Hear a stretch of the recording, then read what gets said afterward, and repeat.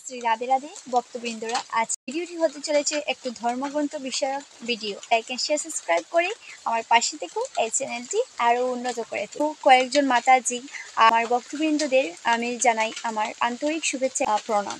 So তারা বলেছিল যে কয়েকটি ধর্ম বিষয়ক ভিডিও নিয়ে আসার জন্য। সো আমি তাদের জন্য এই ভিডিওটা নিয়ে এসেছি। ভালো লাগলে সাবস্ক্রাইব করে যেও। প্রথম প্রশ্নটি হচ্ছে, মহাভারতের শ্লোক কয়টি? মহাভারত শ্লোক হচ্ছে 1,00,000। রামায়ণে বলেছিলে শ্লোকের সমষ্টি কয়টি? শ্লোক হচ্ছে 24,000 শ্লোক।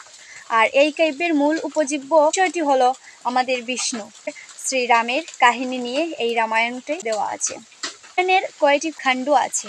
রামায়ণের খণ্ড হচ্ছে 7টি। হচ্ছে আদিখণ্ড, অযোধ্যাখণ্ড, অরণ্যখণ্ড, কিষ্কিন্ধাখণ্ড, সুন্দরকাণ্ড, যুদ্ধকাণ্ড, উত্তরকাণ্ড। তারপরে প্রশ্নটি হচ্ছে যে মহাভারতের রচয়িতা কে? বাংলা মহাভারতের প্রথম রচয়িতা কে? মহাভারতের প্রথম রচয়িতা হচ্ছেন ব্যাসদেব, অর্থাৎ আমাদের কৃষ্ণোপায়ন বেদব্যাস। রামায়ণ বাংলায় কে লিখেছেন? একজন প্রশ্ন করেছে, কবি কৃত্তিবাসু।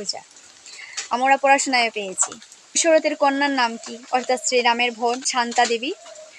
কে লিখেছেন? রামায়ণ শ্রী বাল্মীকি লিখেছেন। মহাভারতের আসল নাম জয়া সংহিতা। মহাভারত লিখেছিলেন গণেশ, বর্ণনা করেছিলেন মহর্ষি বেদব্যাস।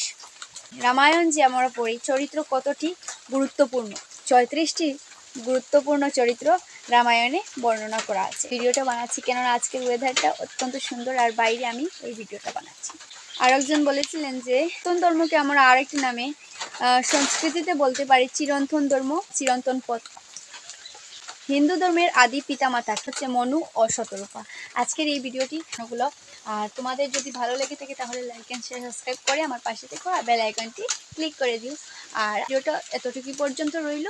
আর তোমাদের যদি আরও কোনো প্রশ্ন থাকে তাহলে বলে যেও, কমেন্ট বক্স তোমাদের জন্য পুরো ফাঁকা আছে। আর অন্য ধরনের ভিডিও নিয়ে আসবো। তাহলে শ্রী রাধে রাধে, শ্রী রাধে গোবিন্দ, হরে কৃষ্ণ।